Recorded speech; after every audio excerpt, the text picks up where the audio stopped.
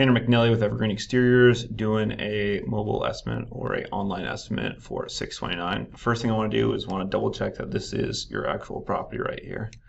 It's a TPO roof. I can grab a street view of it right here too. Green exterior siding. Looks like it's probably sage green hardy or garden sage, whatever the color is. Looks like you got a chimney here in the background. On the top, I was looking, looks like there's a couple of penetrations over here. Not sure exactly what those are. Might be over the kitchen or something, so it might be like a vent stack, something along those lines. For your home, there was two different kinds. If you're looking for a full re-roof, there's two different kinds of roofing systems that I would recommend. One would be a TPO system, which it looks like you already have, or a low slope metal system, which would be, so you can't use nail strip. I'm on Epic's website right now. Epic is only, nail strip is only rated down to a 312. So if it's a 212, we could run snap lock, or if it's below that, which I'm guessing it's probably right at a 2 based off the side angle over here. Looks like that's got some pretty good slope to it, for a flat roof at least. So we could probably run this if it's a 212. If it's below a 212, then we'd have to step into mechanical lock. I've got some estimates for that written already. Let's see if I can pull this bar down out of the way. For the snap lock, which is rated down to 212, and the big difference in between, let's see if I got a tab open, snap lock, mechanical lock, and nail strip is this right here is an example of nail strip. You've got this little tab that extends out sideways for your screws. These are all fastener-free systems. For anything that's down this low slope, all metal systems must be fastener-free, or else you're going to have problems with it in the future. This right here would be snap lock. So you have a edge that snaps over the top right there, and you have clips that hold it down to the roof. It's an example of a clip right here. And then mechanical lock would be the same clips that are used in the snap lock system, but then they are seamed together and rolled all the way around into a straight up and down line like that. And that's where you can get those really low slope ratings out of metal systems. So the first option I would have the metal roof. Let's see if this loads.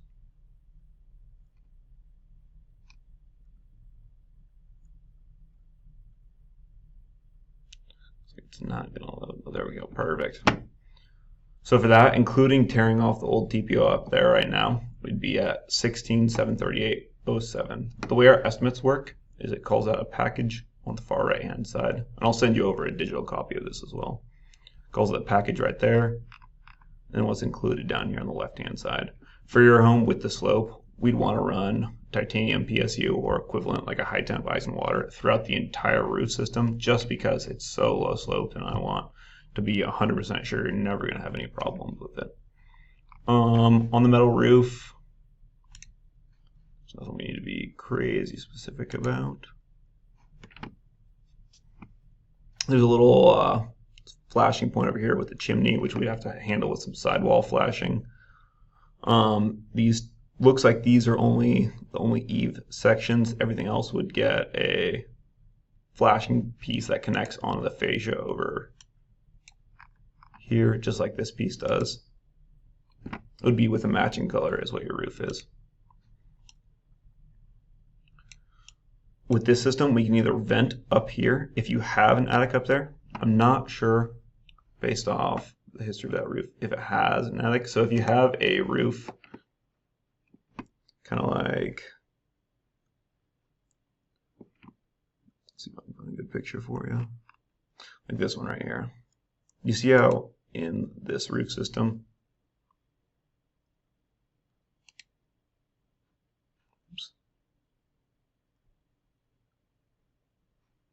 how in this roof system you can see that the soffit right here is at the same elevation of the ceiling inside the house. With that system, we wouldn't want to vent the roof because there is nothing to vent, but we could run a snap lock system over it. The other thing we'd want to be cognizant of is just making sure we're venting that space. The other option I have for this roof would be a TPO roof, which is what you have right now, I'm guessing. With it being white in color, it would either be TPO or PVC. TPO stands for thermoplastic polyethylene, and PVC is polyvinyl chloride. They're both good systems. TPO is usually what we lean into nowadays. Here's your TPO estimate, 15,112.27. That includes 1,492 square feet, so the whole roof is what's included in the estimate. I ran yours with a Rhino bond. A Rhino bond is, I got a picture pulled up for you. It's a little plate that attaches underneath to your cover board that welds down directly to the TPO membrane. This prevents us from having to run windrows. Windrows would be a row that are about 4 feet wide that extend around the perimeter of the property, and so if a windstorm comes through, it's only going to blow up the first 4 feet, not take the whole roof with it. So you can either do windrows or you can do Rhino bond for code, and I always prefer Rhino bond because it leaves less of a chance for leaks in the future. So that includes Rhino bond. I ran this at no attic space. Depending on if you do or don't have attic space, we can tweak the estimate. If you don't have attic space, it wouldn't be a bad idea to add in a couple layers of XPS or polyiso foam, because we could shingle those up on the roof where we offset the seams of the insulation and get you a really good R-value bump for the home. But I wasn't sure about it, so I assumed that there is no attic space and that we're not going to insulate it. Turn bar drip edge, I ran normal drip edge, the white stuff that you ideally should have around the perimeter right now. I ran 3-inch on all these faces, and then I ran 2-inch on the rakes back there because I can see the corner of a little gutter, and I assume the backside has a gutter as well. No vapor barrier. I ran EPS for your cover board. EPS is extruded polystyrene. That's going to offer just impact resistance. It's going to offer a negligible R value. It's those big fan fold sheets that you'll see. No slope, number of layers, just 1. So that's going to be your TPO estimate right now. The important thing with a TPO estimate is, or with a TPO roof, is making sure that we're running robots. So whatever you have to the roof, if you do go with TPO, I would make sure they have a tool like this and they're not hand welding all the seams. It actually voids your warranty off day one if you don't run a robot like this on the roof. I think that's, I also pulled up permit history for your place. So I'll show you that as well.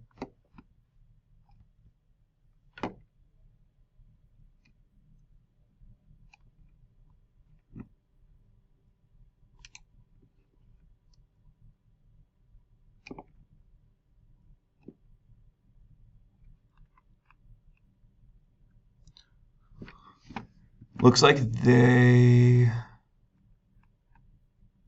they did do TPO previously. They did a 1/4 inch of Densdeck over the top. Densdeck is a fiberglass board that's very similar to EPS or something like that, except for it's going to offer a little bit more fire resistance. And they have 60 mil TPO at the top.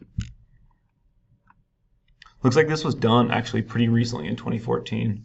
So if you're having problems with leaking and looking at replacement, your roof might still be under warranty from the previous contractor. Looks like it's Independent Roofing LLC. So I'd give them a call, see if that's still under warranty, because that would be the best option possible. Cool. I'll send these all over. Thank you.